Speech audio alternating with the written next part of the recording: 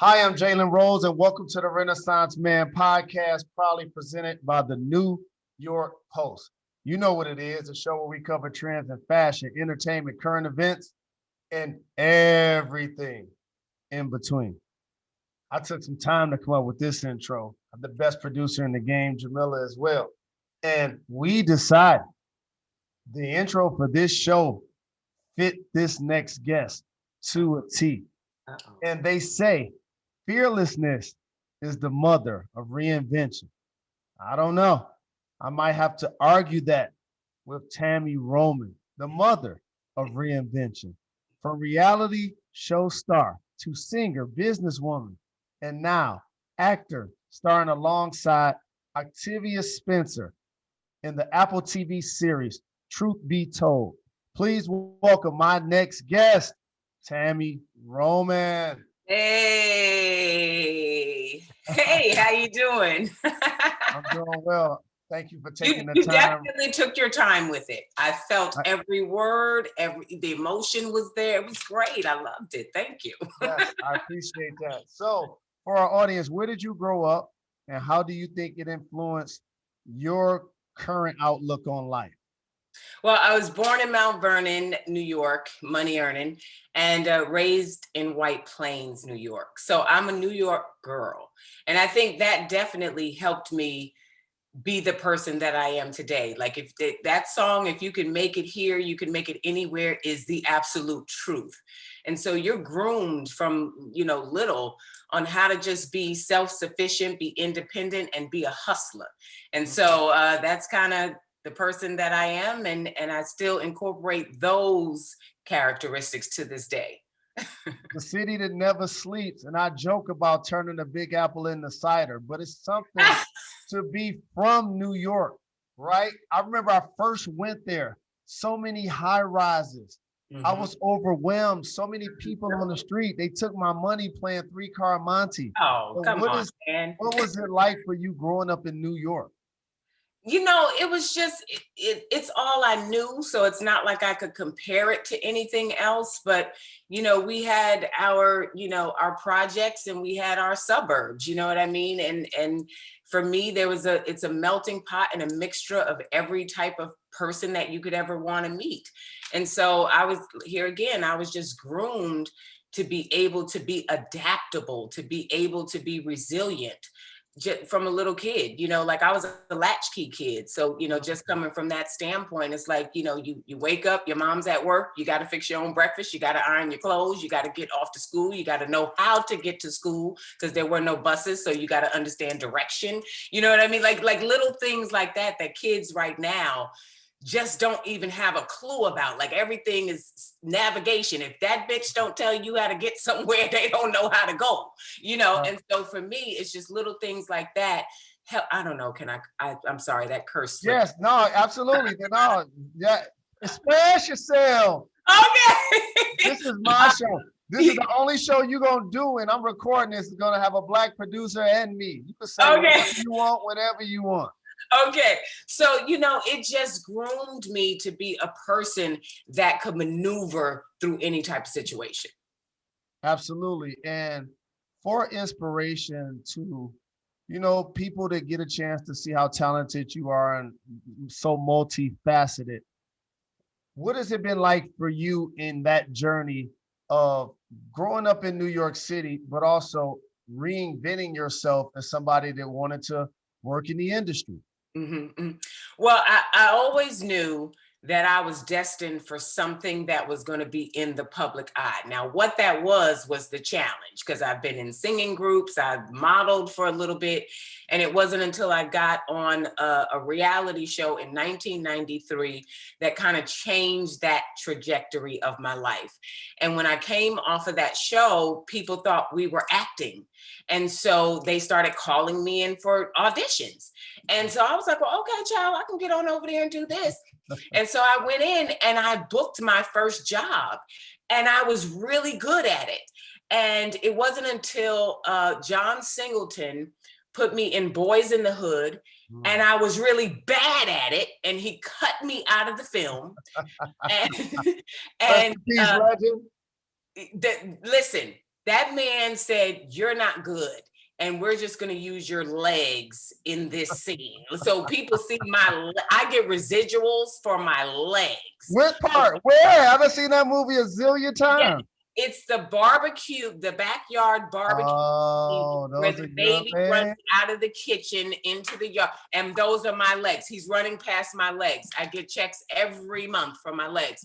But I said, Tami, if you're going to do this acting thing, you've got to be serious about it. And I studied with a lady named Chip Fields, who happens to be Kim Fields' mother.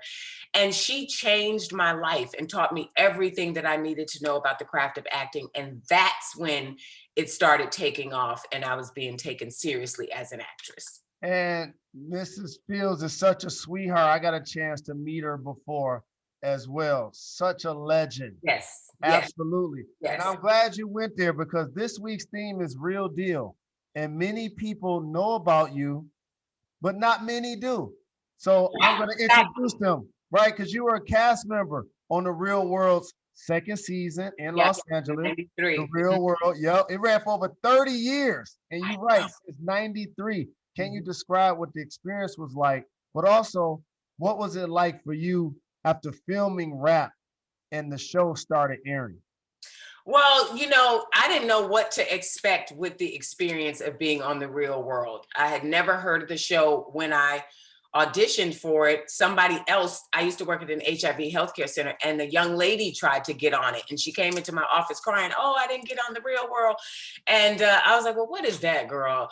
And I happened to go home and they were doing a marathon on MTV of The Real World. And I said, "Well, I could do that." So I put me a little video together in the Burbank Mall and took it up to the offices and was like, I want to be on the show.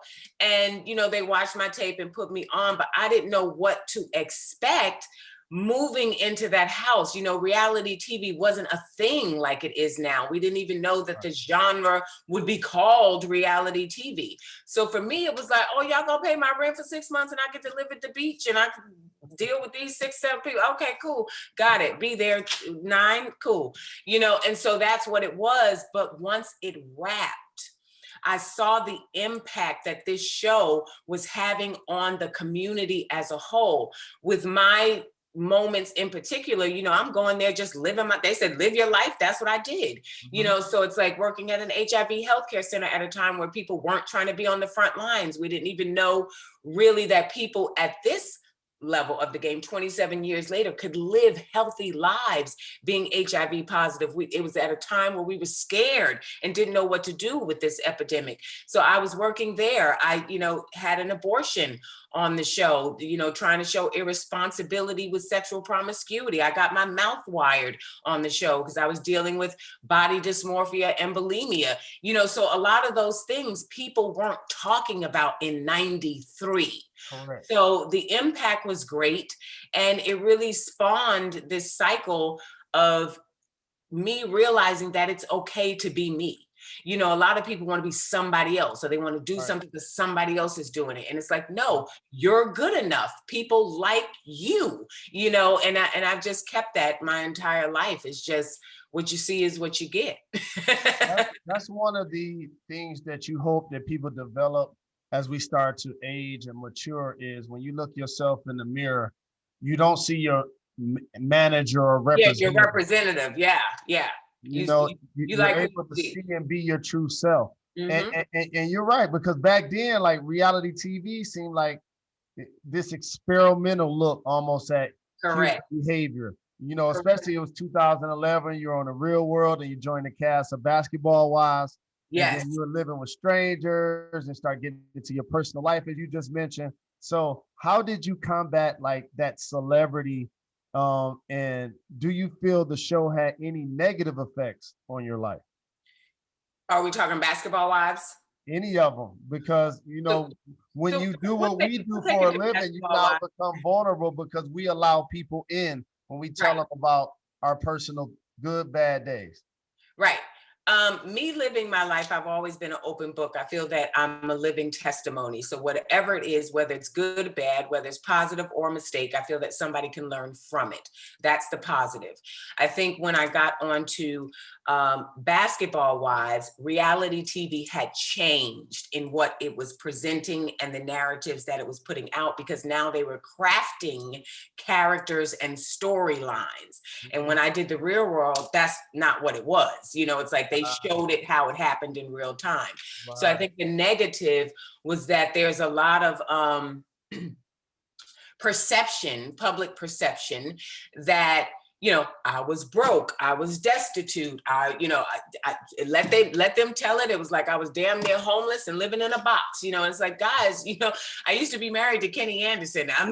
I'm all right. Now I may not have $60 million, but I ain't got $6 either. You know what I'm saying? Right. And so I think there's certain, or that I'm a bully, and it's like they're not understanding that producers are behind the scenes crafting the footage to make it look a certain way, and those may not necessarily be the way those instances or occurrences actually happened in real time.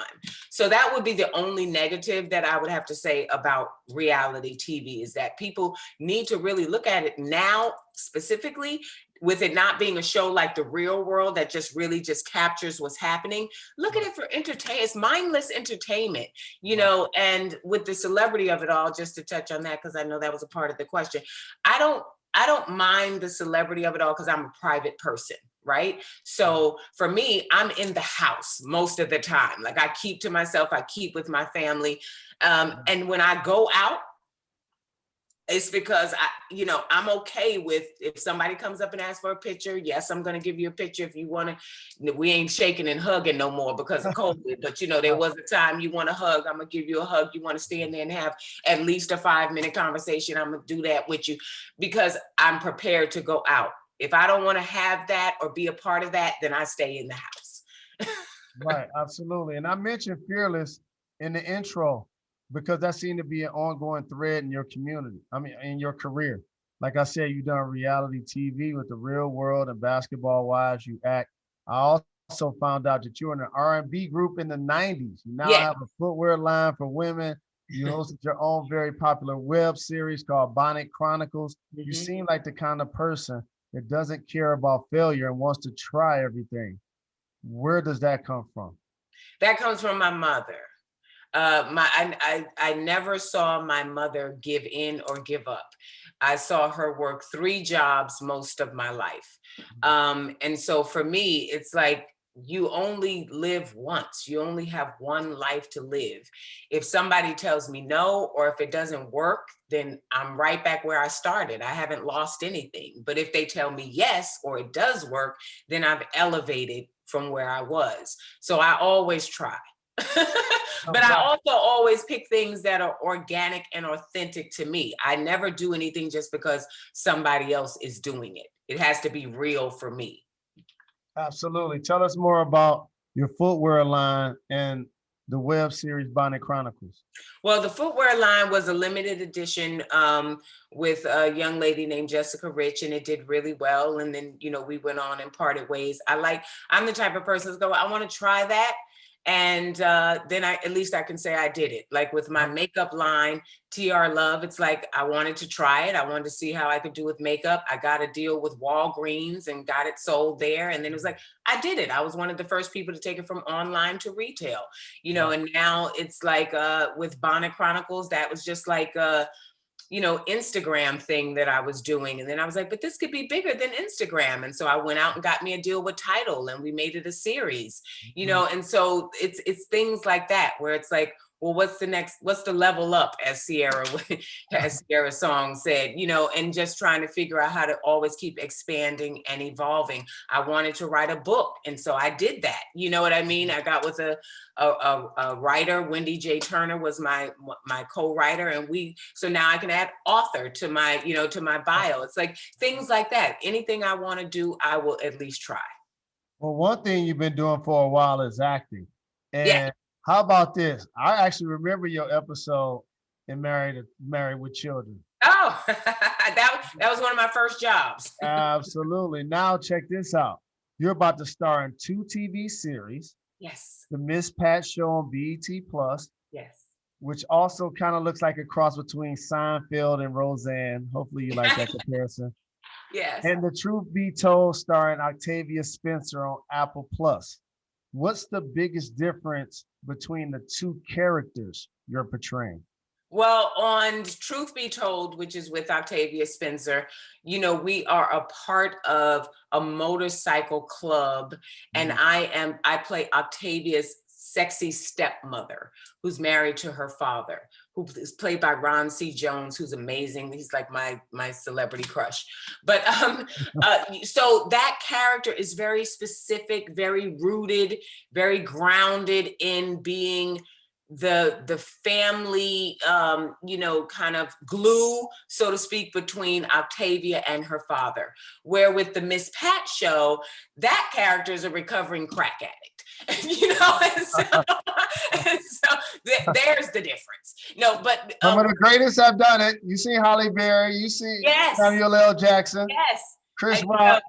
Now it's not a drama, so it's more comedic. But working with Miss Pat was just the most amount of fun that I've had on any set on a consistent everyday basis. This is about her life and everything that she's gone through. She used to sling dope. She's got shot in the head. She's, Wow. she's like one of those women that's like, well, girl, damn, I thought I had it bad, but she's done everything and she made it a sitcom about her life, but really not dwelling on the negative or the bad stuff, but figuring out a way to, like, as they say in the streets, laugh at my pain. Right. Now I'm at a point where I've healed from it, and it's funny to me. Like, I actually survived a gunshot to the head. You know why? Because I didn't duck. Like, she's one of those people that'll be like that. And so it's a grown comedy. It has, like you said, Roseanne, that I could see the similarities with that. There's a little Martin in there. I mean, in terms of similarities, but it's a family that has a lot of love and is definitely representative of some Black families that we have out here, or people that we know. And so I think people are really going to love it and really relate to it. Well, I'm looking forward to those projects, and I'm really happy that you took the time to join me today. Absolutely. But I'm not done with you just yet. Before I let you get out of here, would you please be gone in 60 seconds with me? I got a couple of rapid fire questions. Here we go. What's a profession you haven't done that you would like to try? A stripper. Name a reality TV cast you'd be interested in joining. Real Housewives of Atlanta. And not Ron C., because you already worked with him. Who's an actor that you like to play your dream co-star? Oh, wow. My dream co-star. 50 Cent. Curtis, that's a great one. Oh, I'm about to check out BMF. That's going to be crazy. Yeah. I'm from Detroit. I can't wait till that happens. And last but not least, I'm not letting you get out of here without going back to the 90s R&B singing group. Would you ever return to singing? I actually have an alter ego named Tatiana Trill, who's in the studio right now. Okay, stay tuned. Y'all heard it here first. So don't be surprised. Make sure y'all follow her on her social media and all of that good stuff. So when y'all hear that new music, y'all heard it here first. Yes, sir. Tami Roman, thank you very much for joining the Renaissance Man. Thank you for having me.